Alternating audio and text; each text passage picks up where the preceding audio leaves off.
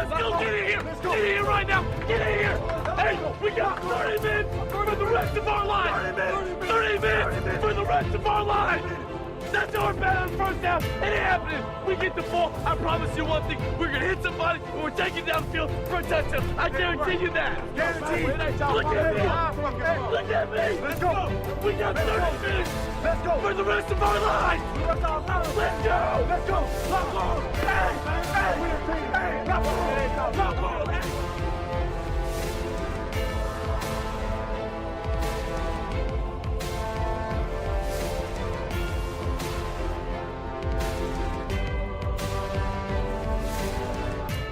And welcome everybody to another episode of DC Sports Daily. This is your host Jack Maestri.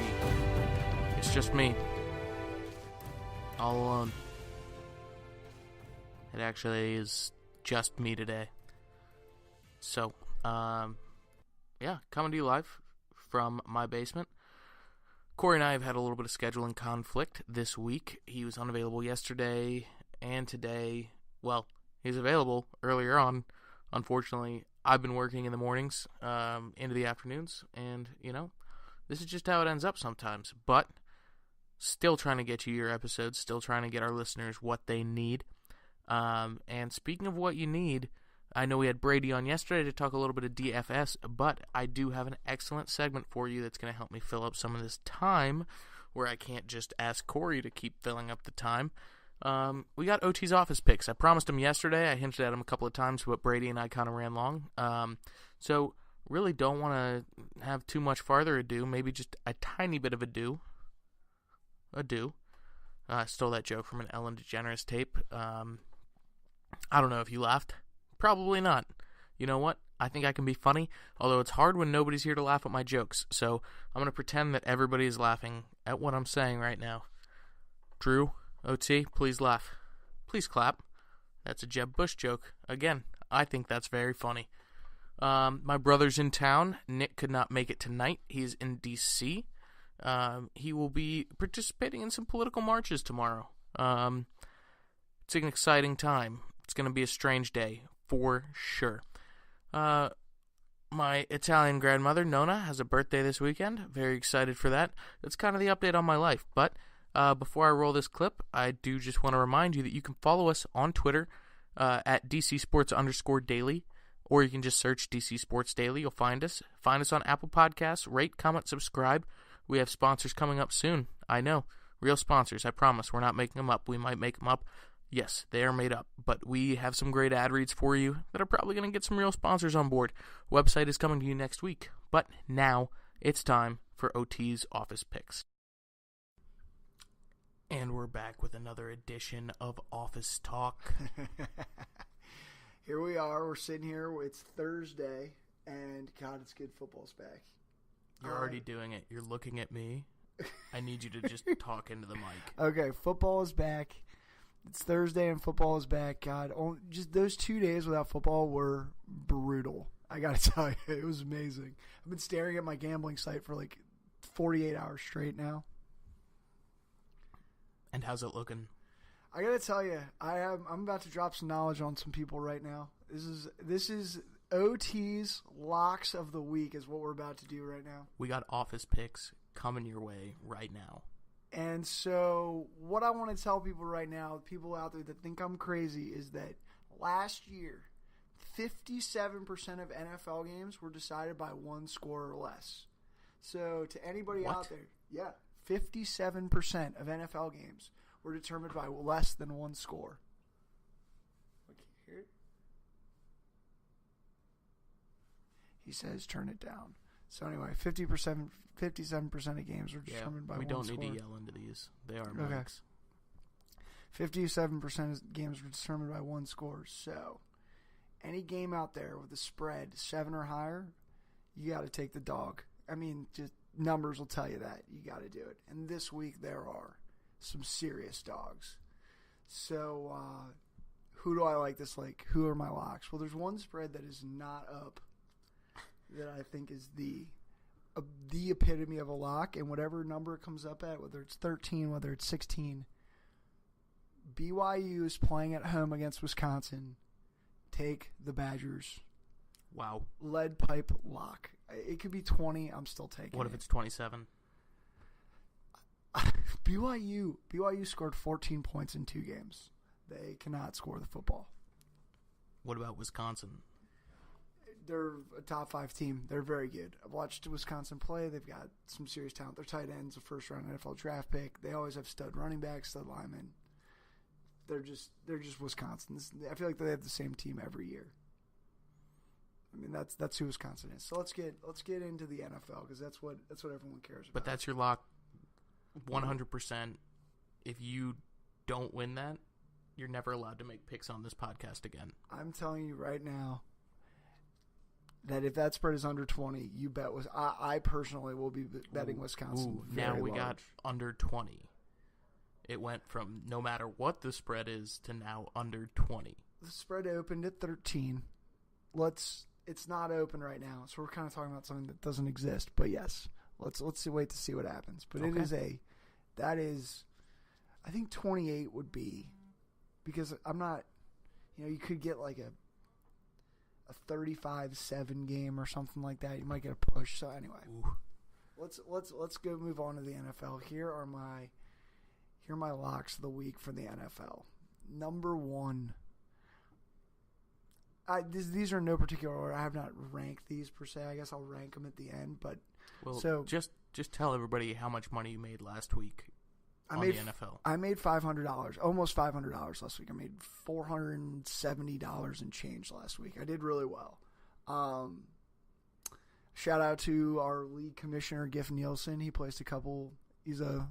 I'm not going to call him out, but he made a couple bets last week, big bets last week that were spot on. So he helped me out. I kind of rode him, but I had a couple good ones. I had the Rams big against the Colts. I have something very interesting to show you. Okay. I'm so sorry to disturb you on this podcast. This is work. I'll be right back. And there's Drew. All Okay, right. we're back. Drew had to interrupt us for something very important. So, moving back to spreads that I'm a really big fan of. My favorite 2 spreads of the week, and I cannot believe. I almost feel like these deserve some sort of smell test because Vegas might be pulling a fast one on us. But the Minnesota Vikings at the Pittsburgh Steelers. Minnesota getting 6. To me, that is the public betting Pittsburgh because everybody has Pittsburgh as this unbeatable offense and Super Bowl favorite. So I think that the public's coming in heavy on Pittsburgh, and I love the Vikings getting 6 points there. The other one that I really like is Philadelphia on the road in Kansas City. I know Kansas City's a tough place to play. I know they look great against New England, but I like Carson Wentz. I think he's a really solid player. And again, 6 points for a really solid NFL team. I get that they're on the road, but Wentz looked really good. Eric Berry is out for the year. He's their best player on defense. I like the Eagles in that spot. Keep in mind the stat that we led off with. 57% of NFL games last year were determined by less than 1 score. All right. And moving on to some of my other selections, I like the Bears +7 in Tampa. So we'll rank this one. This is my number 1 favorite spread of the week. I'm going to ride this team until you can't ride them anymore. The Cleveland Browns +9. They are going to be. Oh, I love that. They are going to be 7-point dogs in the first 4 weeks of the season until people realize that they are not the Browns of last year. They're a competitive football team. They are. They are. And they are going to be getting crazy numbers because the public hates playing the Browns. Yeah. But you better believe I'm going to be all over them. Dude, and you might have to eat 1 or 2 where they do look like last year, but all that's going to do is drive that spread up. They were very competitive in that Pittsburgh game. If Kenny Britt doesn't drop that football, they have a chance to win that game. They were in that game. I think, and I can't believe I'm going to say this, but my last pick of the week, the other games I bet Buffalo. I'm not a huge Buffalo guy, but they're getting 7. I bet New Orleans +7 at home. I bet the Jags +3 at home. I love some of the home dogs this week. I bet the Colts +8 at home by the half point there. But the game that I can't believe I'm going to say this. I'm probably going to jinx them. But the Washington Redskins at the Los Angeles Rams getting 3 points. I will be playing the Washington Redskins. And I may have just cost them a win. Well, I don't know if you listened to our last episode, but I did go on a little mini rant, and I might have offered to bet anybody on the internet $100 that all 4 DC teams would sweep in championships this year. So you don't have to worry about making a homer pick on this podcast. But is this a homer pick, or is this actually, this is what you think? If you were a Bears fan, you would bet the Skins in this game? I would. I think that the Washington Redskins are a more talented football team on paper. I think that they played the worst team. I think that people don't understand how bad the Colts are. The Colts, everybody thinks the Jets are the worst team in the league. They're not. The Colts are the worst team in the NFL by a mile, and it wouldn't surprise me if Andrew Luck didn't play a single snap the whole year because they're that bad. They have no talent at any position. I can't even name a player on the defense. And I can name most starters on every NFL team. And the only offensive player either of us can name, I think, is T.Y. Hilton. And I think like Ryan Kelly from Bama is like their center, maybe. Ooh, and Malvin Mack. But I think that people are overrating the Rams because they beat a really, really, really bad football team. Is Frank Gore? Yeah. Oh, yeah. Is he still team. there? He's like 32 or 33. But they're a tremendously bad football team. So I think that they're a little overhyped. And then, I may end up betting the Broncos. That's probably foolish, but that's my hatred for the Cowboys. But here we go. Here we're gonna run through my what I would definitely put, what I will put as my picks for the week.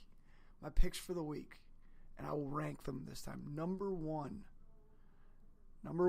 the Browns +9. Take the Browns.